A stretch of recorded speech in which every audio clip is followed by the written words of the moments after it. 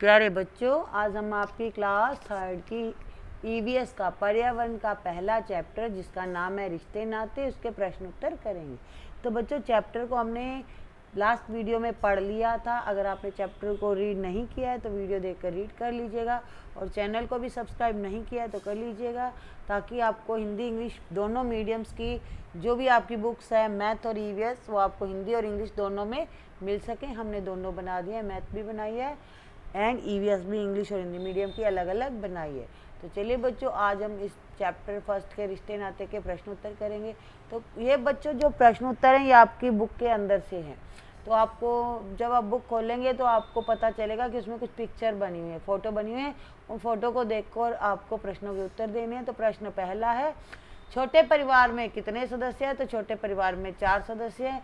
जैसे ही आप बुक को खोलोगे तो आपको वहाँ 2 पिक्चर दिखेंगे, स्मॉल फैमिली की और बिग फैमिली की। तो पहला प्रश्न है कि छोटे परिवार में कितने सदस्य हैं? छोटे परिवार में 4 सदस्य हैं। अब प्रश्न दूसरा उठता है, बड़े परिवार में कितने सदस्य हैं? बड़े परिवार में 13 सदस्य हैं। आप काउंट कीजिएगा, आपको पता चल जाएगा। नेक्स्ट है, चर्चा करनी है आपको, आपके परिवार में कितने सदस्य हैं? तो बच्चों, हमारे परिवार में 15 सदस्य हैं। आपके परिवार में चाहे 10 है, चाहे आपकी छोटी फैमिली है तो 5 भी हो सकते हैं, 4 भी हो सकते हैं। ठीक है, तो आपको वहाँ 15 की जगह जितने आपके घर में सदस्य हैं वो लिखने हैं।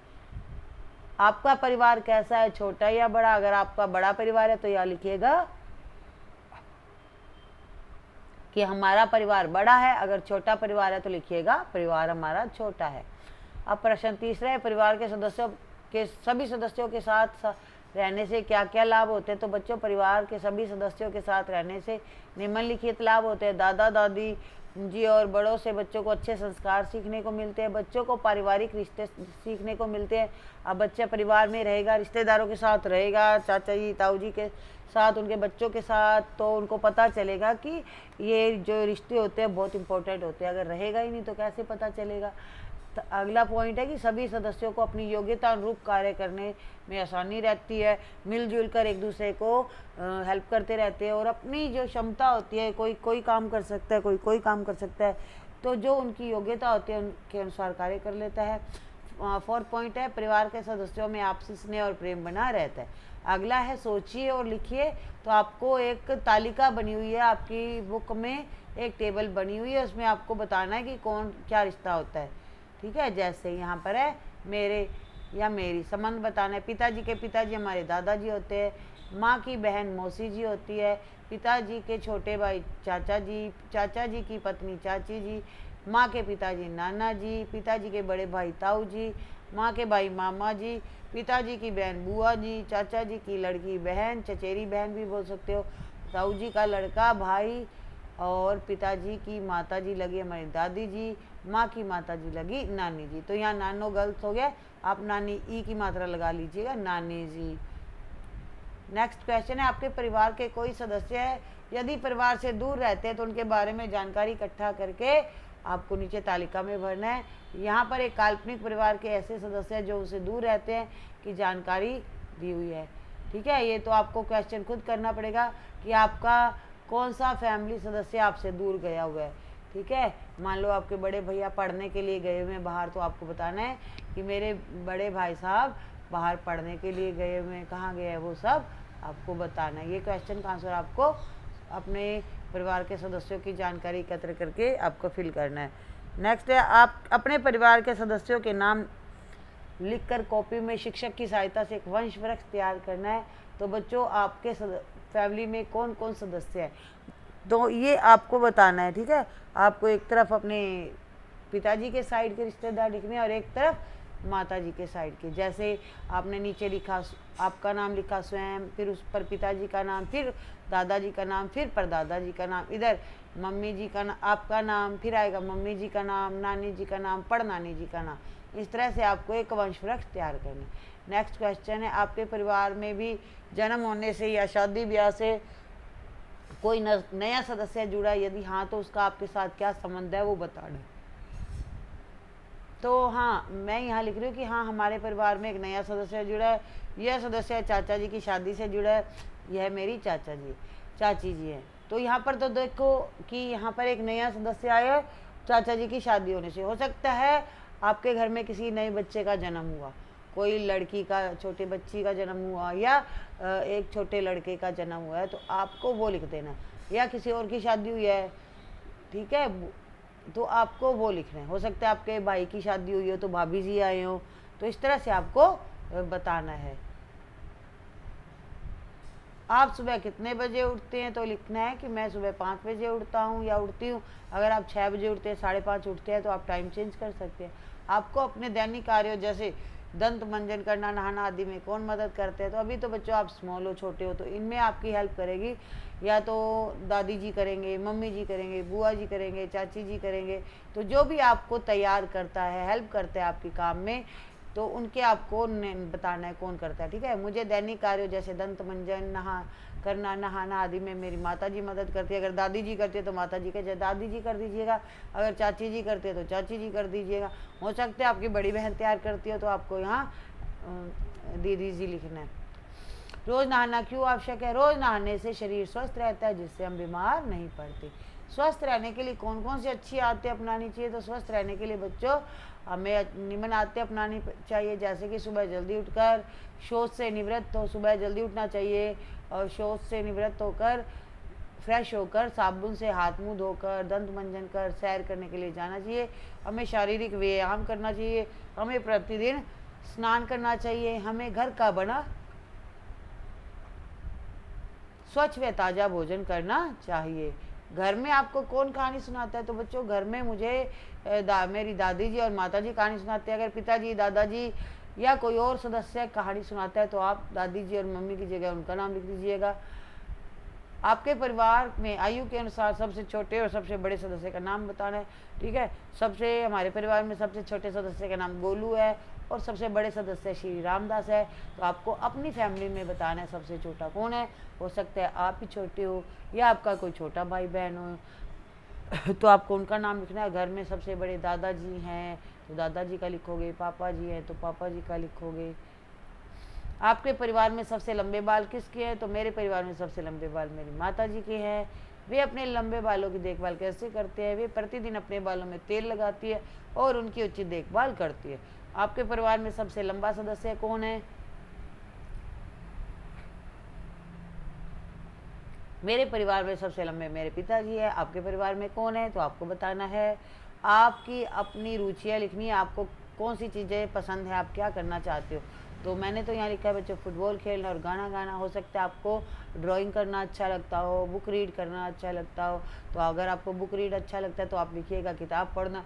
ड्राइंग अच्छा लगता है तो बोलना ड्राइंग या चित्रकला अच्छी लगती है। किसी को डांसिंग पसंद होता है, डांस करना पसंद होता है। ये रुचि आपको अपनी अपनी बतानी है, ठीक है। अपने प्रिय साथी की कौन सी रुचि आपको अच्छी लगती है बतानी है। अब आपने यहाँ पर तो अपनी रुचि बताई थी, आपको क्या पसंद है। यहाँ आपके फ्रेंड को क्या पसंद है और उसकी कौन सी बात आपको अच्छी लगती है। तो मेरे प्रिय साथी हमेशा अपने से बड़ों का आदर करते हैं, उनकी यह रुचि मुझे अच्छी लगती है।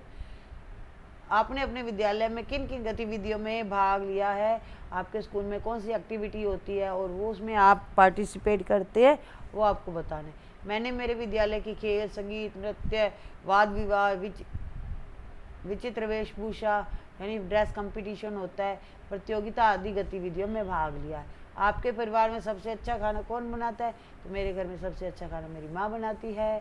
अगर दादी जी बनाती है तो दादी जी लिख दीजिएगा। आपके परिवार के सदस्य किस किस काम को अच्छी तरह से कर सकते हैं?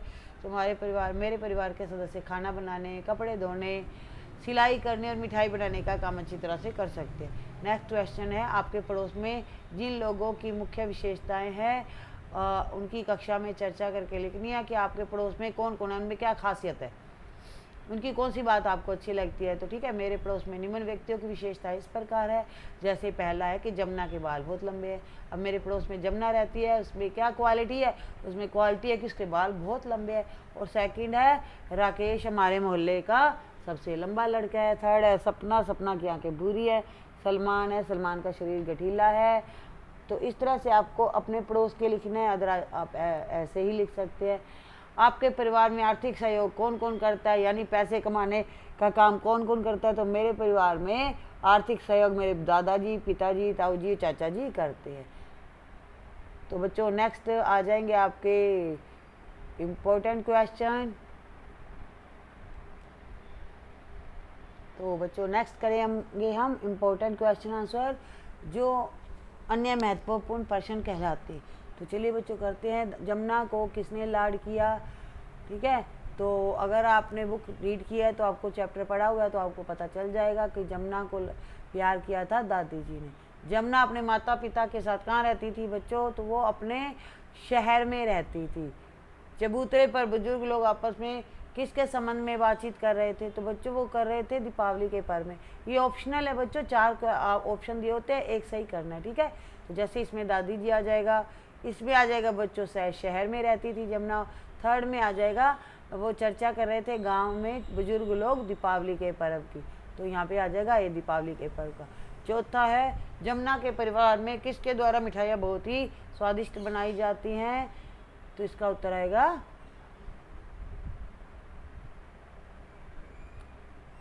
पिताजी।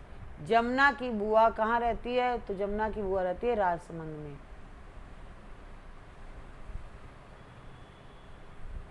तो बच्चों यहाँ रेगिस्तान है, रेगिस्तानों की पूर्ति करने कुछ समय बाद कौन माँ बन गई, चाची जी। कुछ समय बाद जमुना छुट्टियों में नन्ही गुड़िया से मिलने वापस गांव गई। जमुना की बुआ कपड़ों की बहुत अच्छी सिलाई करती है। जमुना भी बहुत खुश हुई कि उसके भी एक छोटी बहन आ गई है। ये बच्चों ये जो फिलअप वाले क्वेश्चन है, ठीक है।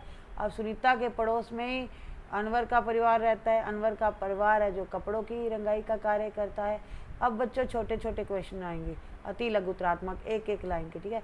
जमुना के माता पिताजी कहाँ नौकरी करते हैं, जमुना के माता पिताजी शहर में नौकरी करते हैं।